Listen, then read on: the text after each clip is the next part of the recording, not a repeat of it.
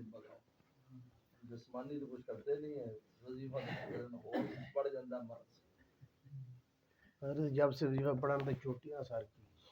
ایسے ایسے کرتے رہتے ہیں تو کرنی ہے نہیں آتی ایسے نے زیادہ کر دیا نا اس کا تو ٹائم لگے شکر کر پاگل پن سے بچ گیا خود وظیفے شروع کیے تو اس کا اثر تو ہوتا ہے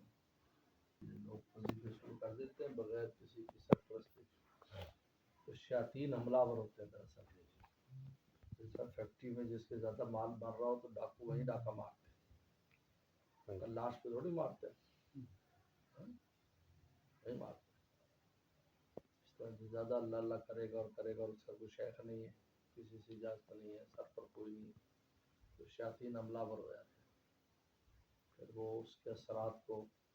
الٹ دیتے ہیں ان کے پاس یہ چیز ہے اثر کو الٹا سوائے تلاوت قرآن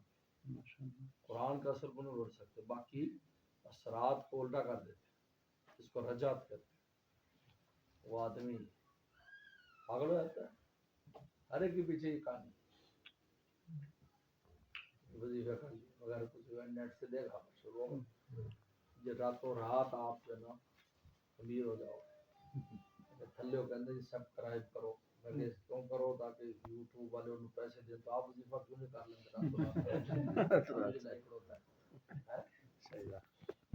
نجومی لوگوں کو غیب کی باتیں بتاتے ہیں ایک دم اچھلا حضرت کو اس کے چوٹلوں پر بچھو نے کاٹ لیا انہوں نے کہا یار ہمیں غیب کی باتیں بتا رہے تھے اپنے گدی کے نیچے بچھو پتہ نہیں چلا یہ اس لیے جو وظائف میں رجت ہوتی ہے اس کو اسی طرح ہوتی ہے کثرت وظائف اس لیے ہماری شیخ وظیفہ کثرت سے نہیں دیتے جب تک مناسب کرو کیونکہ نارمل تو سبھی کر رہے ہوتے ہیں تو شیاطین کو کوئی وہ نہیں ہوتا خاص جیسے عام آدمی جتنے کما رہے ہیں کوئی ریڑھی لگایا کوئی چھوٹی سی دکان ہے ڈاکوں کو ان سے اتنا سروکار نہیں ہے ڈاکوں کو سروکار ہوگا سیٹ ہوگا ادھر لے لیں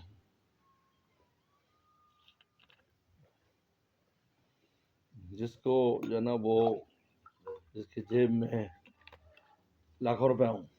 اس لیے بینکوں میں بھی اس وقت ڈاکہ پڑتا ہے جب وہاں سے بڑی رقم لے جاتا ہے اور اندر سے اطلاع ہو جاتی ہے کہ بھی یہ 10 لاکھ لے جا رہا ہے 15 لاکھ لے جا رہا ہے 20 لاکھ لیتا ہے تب ڈاکہ پڑ جاتا ہے میں نہیں پڑتا اس کو ڈاکہ اندر ہی سے خبر ملتی ہے بلکہ اب تو بہت سی جگہ پر انہوں نے پابندی لگا دی ابھی میں کہیں پڑھ رہے تھے کہ ڈی پی او نے کہا کہ 5 لاکھ سے جو بھی زائد رقم لی جائے سب سے پہلے اطلاع دے بینک پولیس میں کہ آج میں نے اتنی رقم لینی کیونکہ ڈاکے اس طرح پڑھتے ہیں وہ ڈاکہ اسی طریقے پر شیاطین جہاں دیکھتے ہیں کہ زیادہ ذکر اذکار ہو رہا ہے وہاں حملہ آور ہوتے ہیں پھر اس کو پاگل کر دیتے ہیں نیم پاگل بن جاتا ہے اس لیے آج خود سے کوئی وظیفہ بڑوں سے پوچھے اور عجیب بات ہے کہ بڑے تھوڑا سا دیں گے اس میں اثر ہے یاد رکھو 12,000 پڑھتا تھا اگر رات میں یا پھر وہی نا یہ وزیر تو عامر نے بتایا بھی تھا وہ کام آپ زبان بند کریں آپ نے کچھ نہ بتاؤ گی اور جیسے سب کچھ نظر آیا تھا آنکھیں بند کرتا تو ایسے ہی ہوتا ہے اس وجہ سے وظائف وہ تھوڑا دیں گے کیونکہ وظیفے کی جو طاقت ہے نا جی وہ دراصل اجازت ہے جس طرح گولی کا جو سکہ ہے اس کی طاقت بارود ہوتا ہے سکہ نہیں ہوتا بارود کی طاقت اگر وہ مس ہو جاتا ہے مس ہونے کا مطلب بارود نہیں چلا گولی مس ہو گئی ہے تو یہ جو طاقت ہوتی ہے جو پیچھے سے اس سے جتنے مسنون اعمال ہیں ان مسنون اعمال میں جو کہ رسول اللہ کی شامل ہے جیسے کوئی بھی سنت آپ عمل کریں کبھی شیطان حملہ نہیں کر سکے گا کیونکہ رسول اللہ کی اجازت پیچھے شامل ہے مسنون اعمال آپ کر لیں آپ کو کبھی نقصان نہیں ہوگا تلاوت قرآن کر لیں کیونکہ اس کا خود قرآن نے حکم دیا ہے قرآن پڑھو فقر و ماتے سے پڑھو قرآن تو قرآن تلاوت کرو گے کبھی شیطان اور جرت نہیں حملہ کرے باقی جو وظیفے کریں گے اس میں بھی کسی کی اجازت لے لیں وہ بتایا بھی اتنا کر لو اب اس کی اجازت کی وجہ سے اس کا اثر پیدا ہوگا اور وہ گولی اپنے نشانے پہ لگے گی اور آپ کا جو مقصد وہ حل ہو جائے گا چاہے تھوڑا ہوگا اب عجیب بات ہے، مزاج یہ بنا ہے کہ تھوڑا بتا دو تو ان کو یقین نہیں آتا. جس طرح ہمارا ایک مرد ہے کہ کوئی چیز اگر سستی مل رہی ہو تو ہم کہتے ہیں یار یہ 2 نمبر ہے، اور وہی چیز مہنگی کر دو تو وہ 1 نمبر بن جاتی. ہاں، وہی چیز برانڈ والے وہی چیزیں وہی کپڑے ہوتے ہیں، ان کو پیک ویک کر دیتے ہیں، انہیں سے لیتے ہیں. ہمارے کتنے دوست ہیں جو کپڑوں کے ہول سیل کا کام کرتے تو کہتے ہیں سارے ہم سے لے جاتے ہیں، غریب بھی ہم سے لیتا ہے اور یہ بھی لیتے ہیں، لیکن یہ اس کو برانڈ کا نام ٹھپا لگاتے ہیں تو اس کی قیمت 5,000 10,000 شروع ہو جاتی ہے، اور غریب کی عام دکان پر ہے تو 2,500 کا وہ جوڑا ہے. یہ ہے. اس لیے وظائف میں کثرت مطلوب نہیں ہے، اجازت کے ساتھ وہ تھوڑا بھی کافی ہے. اور اس زمانے میں مشائخ نے خاص طور پر وظیفوں میں تخفیف رکھی، اذکار میں تخفیف رکھی، اس لیے کہ نہ وقت ہے اور نہ دماغ ہے.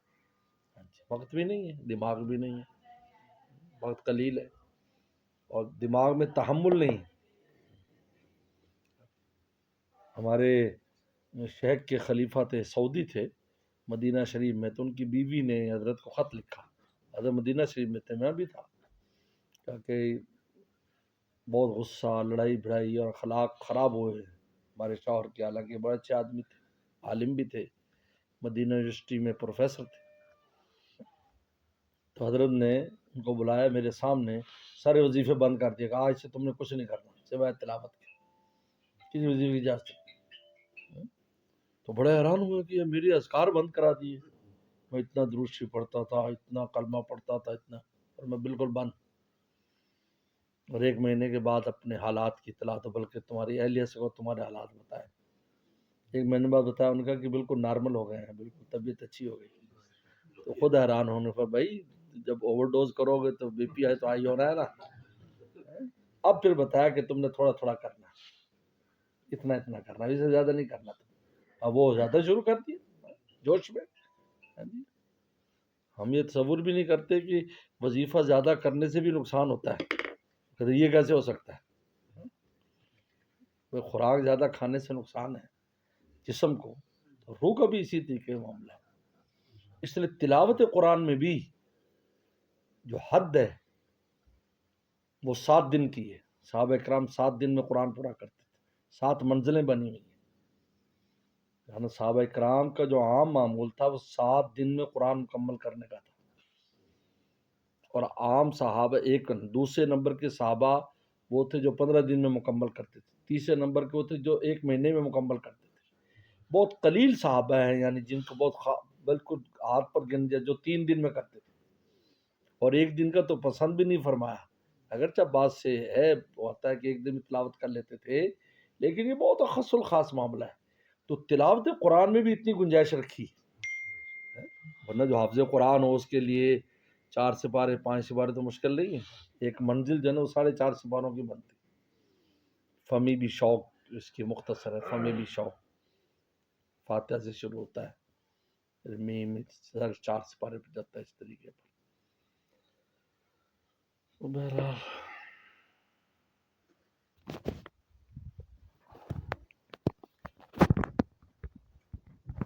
تھوڑی